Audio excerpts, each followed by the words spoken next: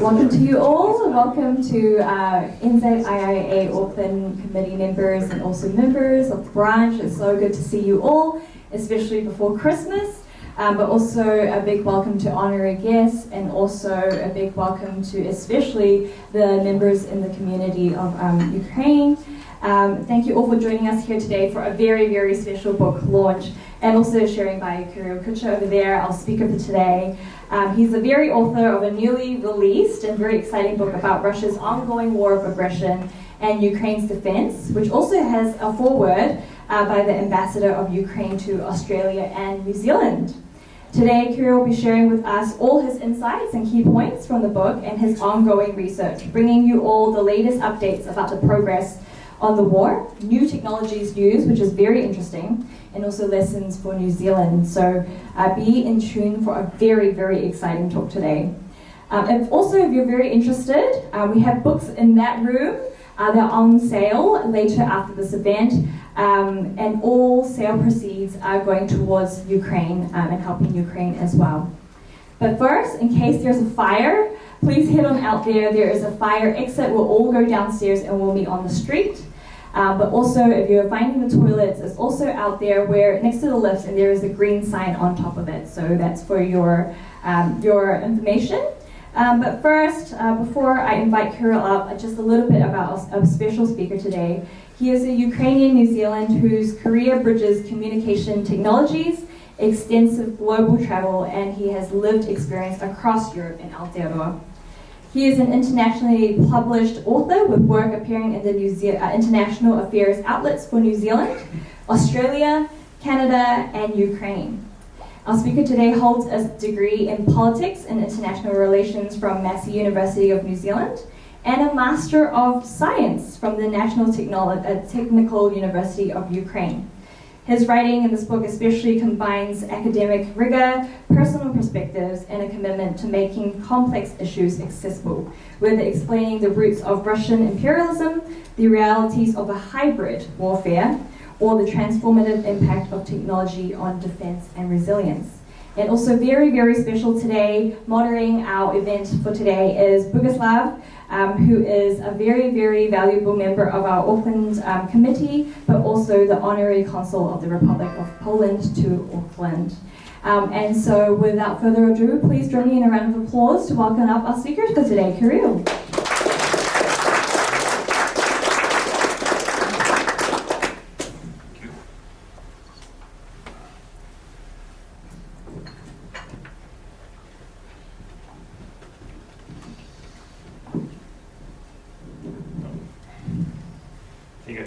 Loud enough voice so for everybody to hear. Thank you once again. Kia ora, good evening. Dobry wieczór. Dobrego wieczora. Thank you all for coming here tonight, driving, and I know somebody even flying. It's really appreciated. And it's a great turnout. I am humbled by even my beautiful wife shines on me this time. Yeah, I hope I won't get too hot. I thank New Zealand Institute of International Affairs, first of all, for making this event happen, and I truly appreciate our continuous collaboration. And for me, it's meaningful that Boguslav is moderating this event, as he has been a steadfast supporter of Ukraine and New Zealand. He assisted us in bringing Ukraine the Cost of Freedom exhibition in 2022 into Auckland War Memorial Museum. And thanks to him, we are here today in the Auckland University of Technology. And as Francesca introduced, he is an honorary consul of Poland in Auckland, and Poland is deeply personal for me because I lived there for years. And I wanted to share that one thing that struck me, one of the first things that struck me when I arrived, is that Poles always say dziękuję, or thank you, when leaving a lift. And thinking about it, for me it's not just politeness, it's a habit of acknowledging shared space and shared experience. And Ukrainians and Poles, and as well as many nations of Eastern Europe, share centuries of experience resisting Russian imperial ambitions. With Russia launched its full-scale invasion of Ukraine in 2022, Poles didn't just mind their business, but First among equals, they welcome Ukrainian families to their homes and to their hearts. My Polish friends welcomed even my parents, my classmates, and even people I didn't know, but just referred to them. And as well as some New Zealanders here did the same when Ukrainians reached New Zealand. While living in Krakow, this is Krakow, the royal city of Poland, for a while, I happened to walk daily through streets which once were a Jewish ghetto. And nearby there stands Oskar Schindler's factory, a reminder that moral courage matters. That men, by employing and relocating, saved 1,200 people from being murdered for the only reason of them being Jewish.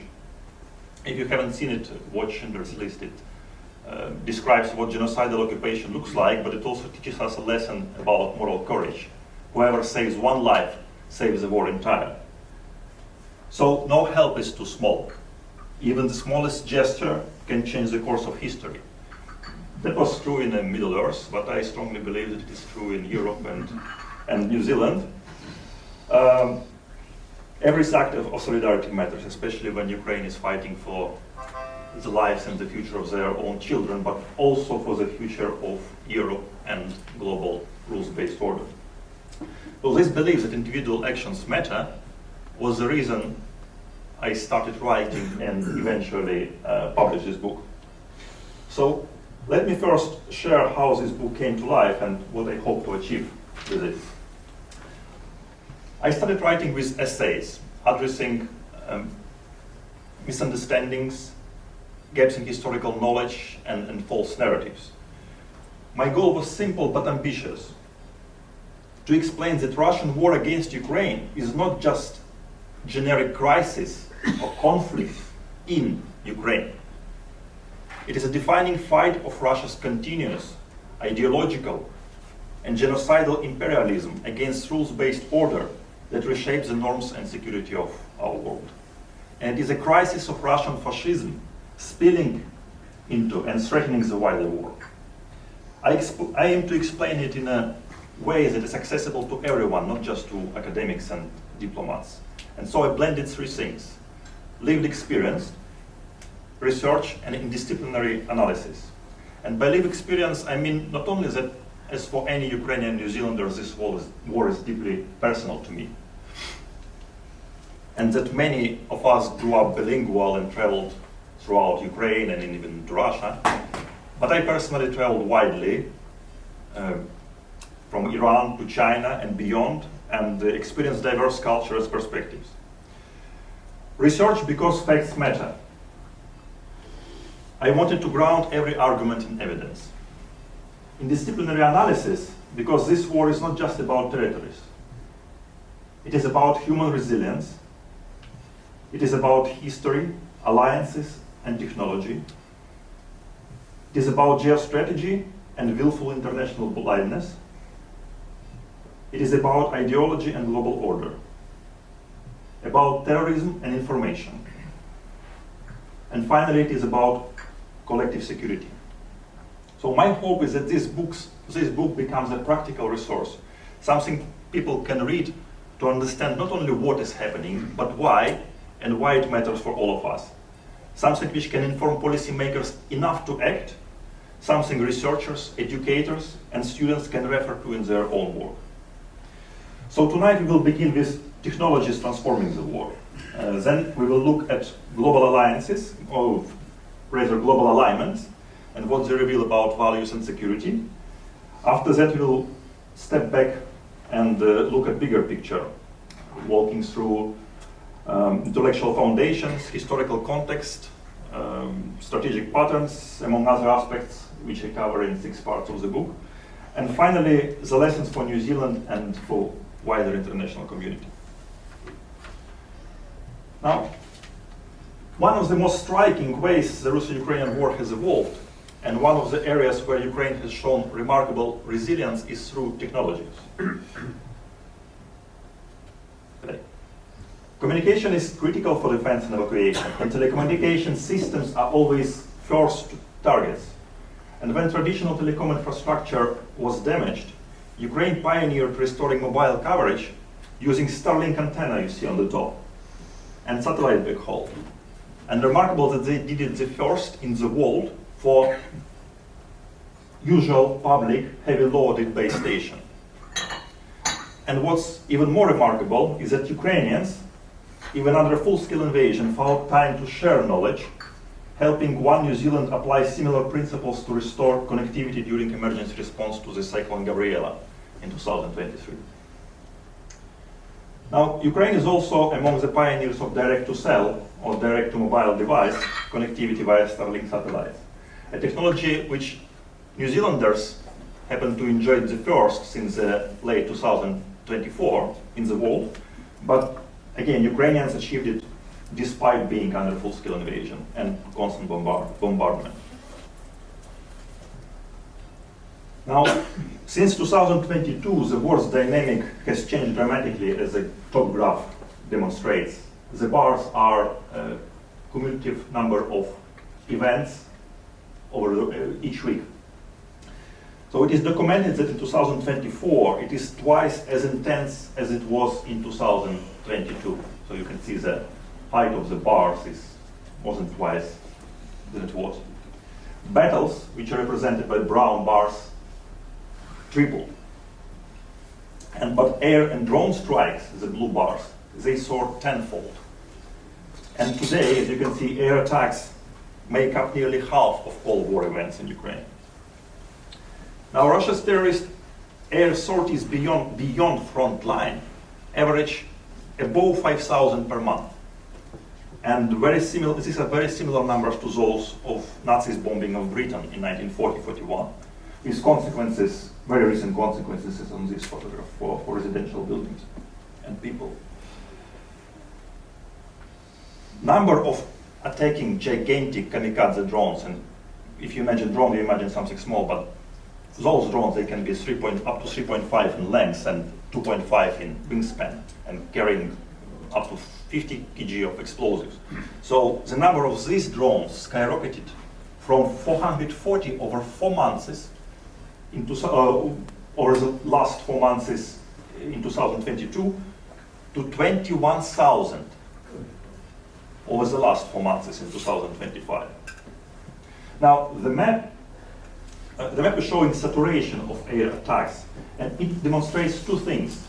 So the first, that the whole Ukraine is being bombed, and the capital in the middle, the red circle, it suffers on par with front lines from the air bombardment. And number two, that this is clearly not just war in Ukraine. Ukrainians are striking back, hitting Russia's military infrastructure 1,000 kilometers deep with their drones. Now, it is estimated that Ukraine will have produced between 4 and 4.5 million drones in 2025. And the number of drone factories grew from around 5 before the full-scale invasion to around 500 right now. So it is assessed that electronic warfare neutralizes around 75% of drones in this war through radio signal jamming, which drove innovation like this first point view drones tethered through a thin fiber optic cable, if you can see it, which can span even 40 kilometers, enabling to conduct combat operations without signal being jammed. Now, these technologies are now being adapted for disaster recovery, using drones for reconnaissance and to provide temporary mobile coverage, as on the photo from Australia. In short, in many aspects, this war is not only comparable in intensity to the Second World War, it is equally driving technological revolution, with dual-use applications in defense and humanitarian resilience. So in my view, with drones' evolution, a new technological arms race has already begun, and New Zealand must urgently invest in defense, dual-use technologies, and alliances.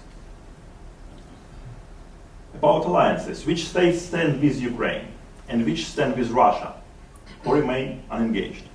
On the book's cover, I visualize this on the map. Yellow for affinity with Ukraine, blue for Russia. And some countries, as you can see, are evidently unable to decide whether their interests and values stand with Ukraine's rightful defense or with Russia's imperial ambitions. Now, in this book, among other things, I analyze nations' military and overall support to Ukraine in allocated billions of euros and in percentage of each state gross domestic product. So these two graphs, they demonstrate allocated aid on the left by United States, on the right by geographical Europe, which accumulate every month from the first month of war, which I defined as March, and after the year, it starts again. So here are the main observations. The United States has ceased any tangible aid to Ukraine since Trump took office in January 2025. In the fourth year of war, United States military aid to Ukraine is consistently zero. In contrast, on the right graph, you can see that European countries have stepped up and almost tripled its usual aid by the fourth month of the fourth year of war, that light orange graph. Overall, European countries have allocated more, nearly 30% more military aid than the United States since 2022. After United States, the four Nordic countries, which are Denmark, Sweden, Finland, and Norway, combined, along with Germany and United Kingdom, are the biggest military supporters of Ukraine, followed by Netherlands, France, Canada, and Poland among the top 10 military partners. So you can see that support of Ukraine is truly international, but even top contributors' annual military expenditures are 2 to 3 times lower than they were during the defense of Kuwait against Iraq's invasion in 1991. Now, financial and humanitarian aid. The European institutions have committed nearly twice as much financial and humanitarian aid as the United States. Interestingly, with Japan, again Nordics, and Canada being the next largest individual contributors.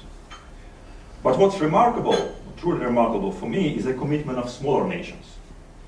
Denmark and Estonia allocated more than 3% of their GDP as aid to Ukraine. Lithuania and Latvia over 2%, followed by Sweden, Finland, Netherlands, and Poland. But if you include refugee support, then Poland overall allocations reach nearly 7% of their GDP. This reflects a deep understanding among these nations that Ukraine is a centerpiece, but not the endpoint of Russia's invasion of Europe. Now, on the opposite side, Russia, which is already several times larger than Ukraine in manpower and resources, and having a strong armed Ukraine to relinquish its nuclear arsenal, is aided militarily by North Korea and Iran under bilateral defense pacts, but also industrially by its no limits partner, like-minded and militarizing ally China. The outcome of this war will eventually decide the global war or peace to follow. And as far as I see it, the New World War has already begun, whether we admit it or not. And the questions are, how will countries use the time Ukraine is buying them before the invasion reaches their borders? And whether we will be able to stop this war right there. Now, the book is divided into 6 parts, and I just want to brief you on their distinct theses. In the first part, I argue that interstate war is ultimate challenge for humanity, and Russia's aggression is not accidental. It is systemic, rooted in power and ideology. It has been enabled by international appeasement and informational false balance, which combined create illusion of neutrality while normalizing and legitimizing an aggression. I also draw urgent attention to the concept of Russism, a new form of fascism which drives Russia's ideology today. I also reflect on new frontiers like AI and outer space, as well as the role of geopolitics, and the failures of the Security Council and international law in preventing wars. I also refer to Immanuel Kant here for the first time as his philosophy provides foundational principle for my vision of peace building, which I elaborate later in the book. Now, the thesis of the second part is that Ukraine's fight is centuries-old struggle against colonial domination, and peace requires understanding and learning from this history. A negative peace or a facade of peace through coercion or selling Ukraine out inevitably leads to more horrific national and international consequences. History warns us that after Ukraine was abandoned at the end of the previous Russo-Ukrainian War in 1980-21, the result was mass killings, deportations, and cultural erasure.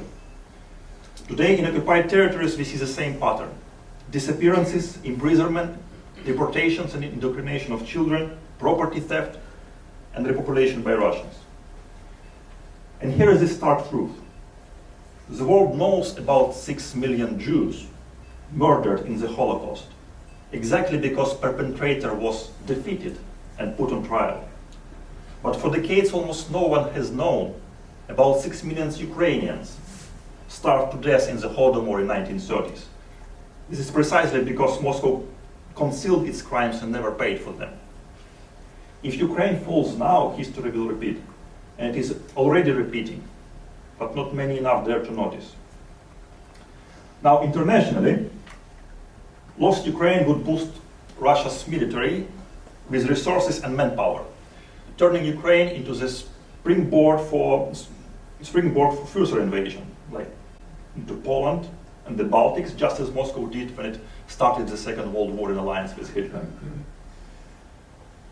Now, did anyone here know that more Ukrainians who were drafted into the Soviet army were killed during the Winter War of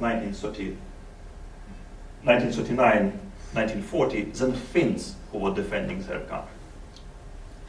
If the free world abandons and sells out Ukraine again, the same pattern will repeat. Only military defeat and prosecution of Russia can bring a chance of lasting and fair peace.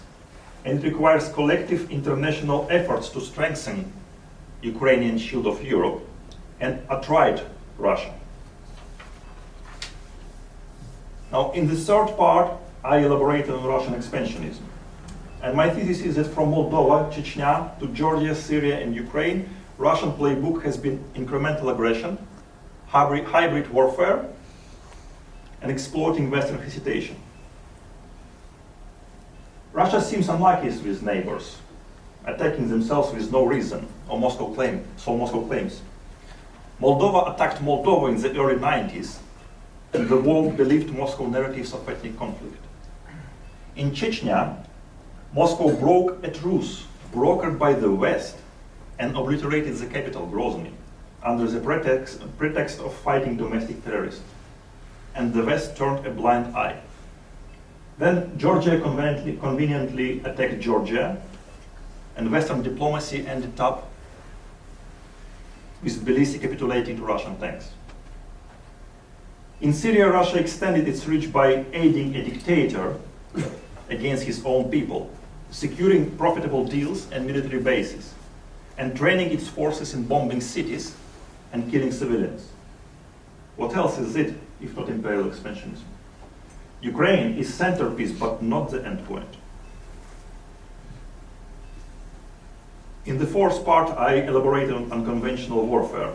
Here I analyze the Wagner Group as a tool of international and state-sponsored terrorism, the mechanics of Russian disinformation, and broader implications of hybrid warfare spanning across the globe. There is also a chapter about China's strategy in the Indo-Pacific, drawing parallels with Russia's ambitions in Europe. Now, through the book, I talk about tightening military alliance of Russia, Iran, North Korea, and China, their axis, which is testing international resolve from Europe to Middle East and Pacific. And I try to weave in New Zealand's perspective. Now, the fifth part brings in first-hand accounts. Human voices and international observers convey fortitude and trauma beyond statistics. reminding us of what's truly at stake and how people on the ground see peace. Now, if you ask those Ukrainians whether they would be thankful to get, if asked nicely, of course, the peace on terms brokered by them by Benito Mussolini's contemporary Nobel-aspiring deal peacemaker, to that repetitively translated from Russian proposals, you would consistently hear from Ukrainians, not a chance. The sixth part calls to action. It conveys the idea that complacency is dangerous, and to prevent spreading of the war, we must act through sustained support for Ukraine, alliances, defense and public policy, and education. So what specifically could New Zealand do? In diplomacy, I believe we must support those fighting aggression now. Help Ukraine to disable Russia's military machine and aggression capabilities. Isolate Moscow diplomatically and economically. Enforce sanctions and pursue accountability for war crimes. We must show unity and commitment to international law to deter future violations. Policy-wise, I would recommend strengthening defense, investing in technologies, recommitting to alliances, and learning from Ukraine's experience. To engage experts and create legislative framework to prevent disinformation and counter it. We could make intelligence work with the work of intelligence services partially public and educational. And with that, specifically for public sphere and education, to resist information, we must learn from Finland. Introduce media literacy and critical thinking in schools from early years. Do not share emotionally charged content without verifying facts. Just this week, I learned that it's called rage bait, and Oxford Dictionary defined it as a word of the year. There is no obligation to express opinion without knowledge. I believe we must revive interest in history and make it popular, because history teaches what happens if aggression is ignored. And finally, for private sector, I would encourage development of New Zealand-based private intelligence and open source intelligence capabilities similar to Bellingcat to strengthen transparency and resilience. Now, knowledge, resilience, and solidarity, they are not abstract ideals. They are practical tools to keep societies cohesive and keep darkness and discord at bay. The key takeaway, or the key points I want readers to take out of my book are three. The first is that appeasement fails. Hoping aggression will stop on its own only emboldens it. Number two is that collective security matters. Alliances are the backbone of peace in the world. Third one is that resilience starts at home. We must prepare for crises, counter disinformation, and educate early. Now, as Immanuel Kant, I believe that retribution is a necessary moral response and should be delivered proportionally to crimes committed by criminals and wrongdoers. In other words, defeating an invasion and punishing the aggressor to secure one's state, people, and territories is not an optional. It is a compulsory precondition for addressing peace in Ukraine. Now, as a closing remark, I wanted to reiterate that I wrote this book because I believe individual actions matter. It is well-researched briefing across the wide field.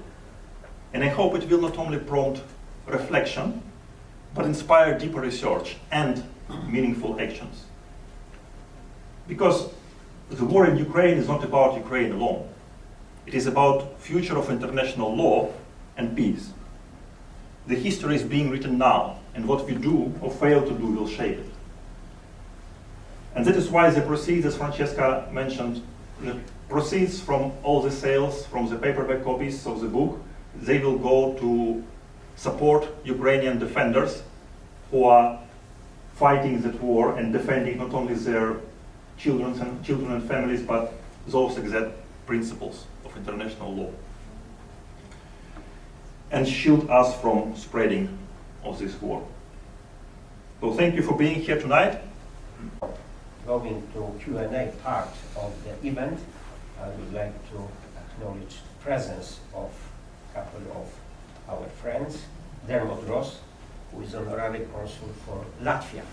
I remember when aggressions began, we had a rally in the Auckland domain, and Dermot Ross with us, with Ukrainian community, and he had also a speech there. Also, I'd like to acknowledge another member of Auckland Consular Corps, which is here with us, Frank Olsson, who was for many years honorary consul for Sweden, and also chairman or president of New Zealand Europe Business Council. I'm glad that you both are here. And also I would like to acknowledge the Ukrainian community. I know many of you, and I'm glad to see Olga Vorobiek, who arrived in Auckland from Wellington, and she is a president of Hromada, Ukrainian Hromada, the association which operates in Wellington. I read the book, but I do not want to speak about that. I would like to give you a chance to ask questions to the author.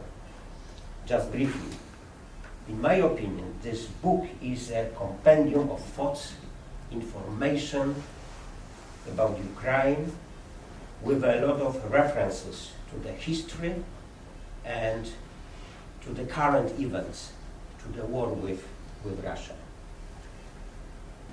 For those who are not familiar with the history of the region, and this region includes not only Ukraine, but also Belarus, Poland, Scandinavian countries, like Finlandia, which has a border with Russia, and Sweden and Norway, they have also a border. It's worth to read and must be read. It gives you an impression what Russia did and what kind of country or empire attacked Russia. We Poles have a tough history. We always fought with Russia. Not everybody in New Zealand knew that the Second World War started not only by Hitler, who attacked Poland on the 1st of September 1939, but also we had a stab in our back 2 weeks later, in 17th of September. So it was not so comfortable for the West to know about that and to show this part of the Second World War. For Russia, anyway, Second World War began in 1941, not in 1939. So we Poles want to have a good relations with Russia, no doubt, like Ukraine and any other countries, but not at all costs. We want to have with Russia good economical relations, political relations, but Russia has different imperial approach to the world, to Europe. So I strongly recommend to buy this book, and it gives you, as I said, impression, and it gives you a good, I think, information, and enriches your knowledge about Ukraine and about what is going on. And as you know, the situation is developed very, very fast now. And the good thing in regards to New Zealand is that New Zealand supports, without question, Ukraine in its fight. I think that is a great place to end, but why don't we give a round of applause to our